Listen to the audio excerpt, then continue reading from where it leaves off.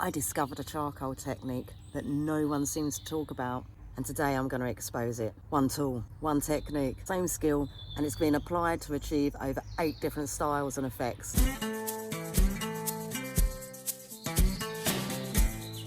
Every artist eventually finds transferable techniques. As a fairly recent self-taught charcoal artist, I found some awesome hacks. Now with just one tool and the same technique, I can teach you the trick of creating up to 8 different styles.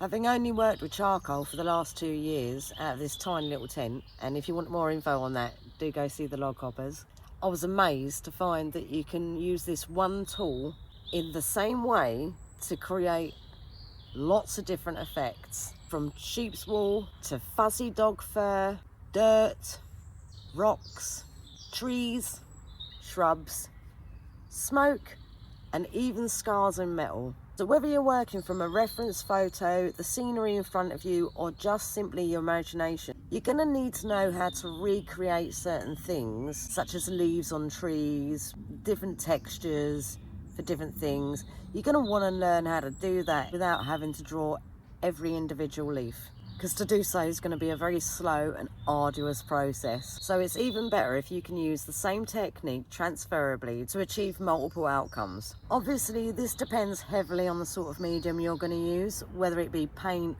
pastel, pencils and such. But here we work with charcoal, so let's get into it. First one, sheep's wool.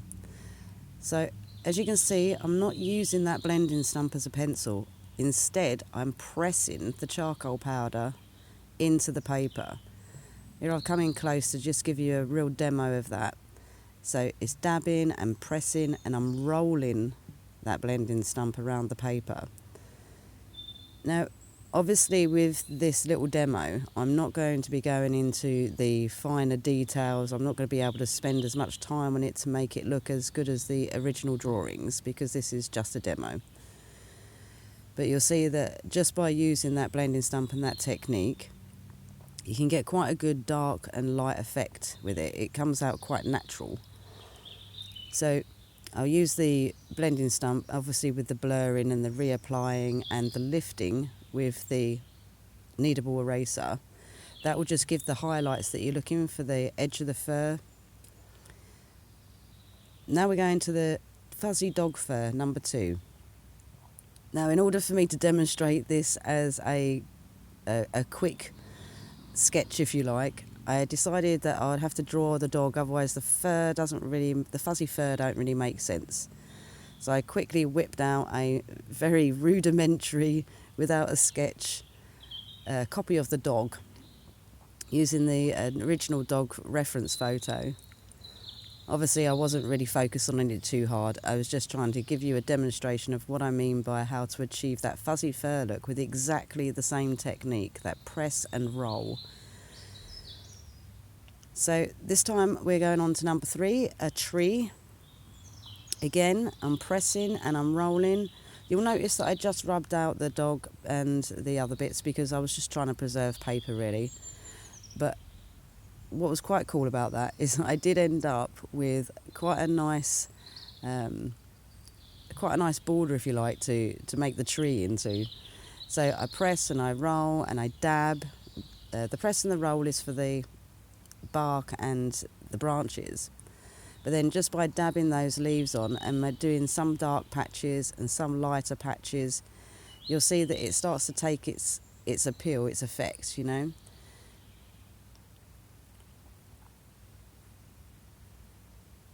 And again, you can see there the trees on the background. I did have a landscape drawing, but I haven't been able to locate the photo of it that I took, because it was a commission.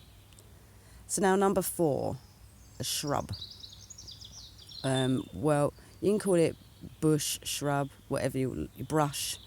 But this is what I'd done for the stag drawing in the background. Something similar to this. This was just a quick way of showing you roughly how to imitate that. Again, with the press and the roll technique. And now onto dirt, number 5. Now this is a fairly easy one, I find. You're just really pressing in that heavy charcoal, and when you're working with the the landscape, you'll find that the darkest patches are sort of a bit back, and then you can lighten it and make it a bit broader as it comes forward, as I did there. And you'll see the dirt imitation on the cow picture. So now we're on to the rock. Again, it's just a press technique. You can see that I'm trying to do some sharp angles with it. So making it more sort of rock-like with a few jagged edges. This is just really about mostly creating a little bit of a look and then pulling it off by adding the background or the foreground there. So for example, with this, I'm just going to stick some grass in, so make it look a little bit more like a rock, just so that you can get that idea of what I'm talking about. But again, it's exactly the same technique as I've used for the others. So now we're on to number 7, smoke. Now, smoke, this effect I've since realised that you could probably use to imitate fire as well, because depending on the context of how you're using it or the drawing that you're doing, it could well work as fire too.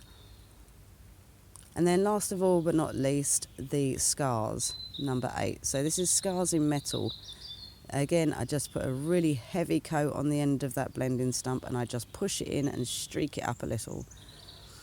Now, to make it really look like that, you want to add some highlights. So I'm adding some backgrounds so I can pop in those highlights to give it that depth, so it looks like it's chinked into the metal. And there we have it. I mean, the glory of discovering this technique. You know, because I've only been a charcoal artist for 2 years, I really did search different ways of using different utensils to create, because, different looks. Because working with pencils and biros, as I traditionally did, it was a case of you're much more specific about what you're doing, and you spend a lot more time on detail and etc. Whereas with this charcoal, I've learned that although it's quite scary to work with charcoal initially, because it's like, well, I just can't control the stuff. That's how I felt initially. And this is why I was trying to find different ways of using things. Well, blending stumps, most people would just use them to blend in, or to use as a lighter attachment for the charcoal on the paper, and to blend in lines. But it turns out that using that in different ways, well, I say in different ways, literally I've used it in the same way in different contexts, if you like, to be able to achieve that. But you can see when I'm doing it, like for example on the tree, when I was doing the tree bark, you could see that just by rubbing it and rolling that blending stump up, it almost gave that look of the folds in the bark, or the way the bark would lie. So it saves you a lot of time and energy, and it gives off a really authentic look. Like I say, not many people are talking about that. Not many people even know what blending stumps can be used for, and how you can apply it in the way that I did there. See, so if you are an artist, or you are a bit of a sketcher or a drawer, or so, I really do recommend giving charcoal a go, because not only does it give you real depth, as far as especially if you're a black and white drawer like me, like the monochrome look, then that blending stump effect can really give you that depth, the look of something without having to put in much effort. I'll put it this way: when I was drawing with pencils, it took me a long time to finish a piece of work. I mean, obviously I put a lot of hours into my work, but nowhere near as long as what I did when I was working with biro and pencil. With biro and pencil, it could take me up to a year to finish just one A4 paper. So you can really kind of understand then that just by using that charcoal, I can achieve the same things I could with a pencil in a blink of an eye, especially by utilising the blending stumps the way I do. Now, you may have noticed that my background has changed somewhat from the beginning of the video. I apologise that it seems a little bit like I've jumped from one theme to another, but it's obviously I'm a nomad, as I've explained. Do check us out on Log Hoppers. You know, you'll get the idea. The thing is I move around a lot, and it's a little bit, if you like, it's my unique way, right, of arting. But this is why I wanted to end the video out here, is because it's going to lead very nicely into my next upload. In my next upload, what I'm going to do is I'm going to show you how to apply those skills in a freehand manner. So although I like to use grids for to be very accurate, that's when I'm doing things with realism and to do with people and animals and pets. The grid does work as a great technique to be able to make sure that you're very accurate. However, the techniques that I've showed you with that blending stump, what I plan to do next week is to do a freehand outdoor environment like this, where I can show you how I'm going to draw what's exactly in front of me using the techniques that I've showed you in this video. So give it a little go, do practice. If you've got that blending stump and you've got your charcoal and you've got your powder, like I said, I just use that the General's soft compressed charcoal. I just rub that on my sandpaper, and then I just pick and press from the sandpaper with the blending stump. Hopefully you've got the tools for that by now. Do give it a go and let me know how it went in the comments below. Join me for the next week's upload to find how I then reapply that in a real outdoor application straight in front of me, and we'll go through it step by step, showing you exactly how that works.